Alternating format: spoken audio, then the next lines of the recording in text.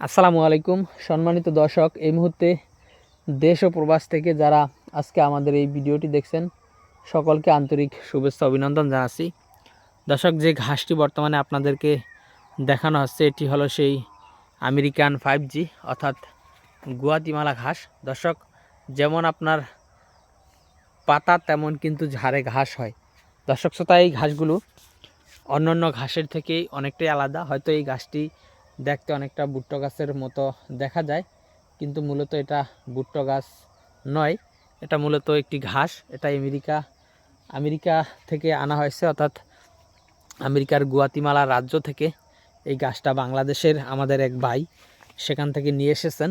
তো তারপর থেকে এই ঘাসটি নিয়ে হয়তো অনেক বেশি আলোচনা এবং সমালোচনা হয়তো হয়েছে, কিন্তু দেখেন আমাদের জমিতে এদিকেও আমরা লাগিয়েছি, আলহামদুলিল্লাহ এখানেও হইতেছে। যদিও এই ঘাসের কাটিং জার্মিনেশন কম হয়, তা নিয়ে কিন্তু অনেক আলোচনা সমালোচনা হয়েছে। দেখেন, কাটিং জার্মিনেশন কম হলেও কিন্তু জার্মিনেশন হয়। তাছাড়া যদি জার্মিনেশন নাই হয় তাহলে আমরা এখানে কেমনে জার্মিনেশন করালাম? দর্শক, এটার কারণ হলো এই ঘাসগুলো অন্যান্য ঘাসের থেকে চাষ প্রক্রিয়াটা একটু কঠিন। সেক্ষেত্রে যারা সেই চাষ প্রক্রিয়া কঠিন সেটা মেনে যারা এই ঘাসগুলো চাষ করতে চান তারাই মূলত এই ঘাসের কাটিং লাগাবেন। তাছাড়া আপনার জারা ঘাস কিংবা স্মার্ট নেপিয়ার ঘাস বা তাইওয়ান হাইব্রিড যে নতুন আরেকটি ঘাস এসেছে, সেটা গুয়াতিমালার পরে এসেছে, সেই গাছটি কিন্তু প্রচুর ফলন হয় এবং প্রচুর ভিটামিন প্রোটিন রয়েছে। সেই তাইওয়ান হাইব্রিড হয়তো অনেকেই দেখেননি, ম্যাক্সিমামই দেখেননি।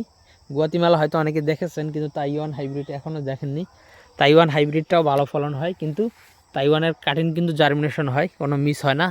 স্মার্ট নেপিয়ার বা যারা যেরকম কাটিং জার্মিনেশন হয়, তাইওয়ানও সেরকম জার্মিনেশন হয়, তবে গুয়াতিমালা কাটিং একটু জার্মিনেশন কম হয়।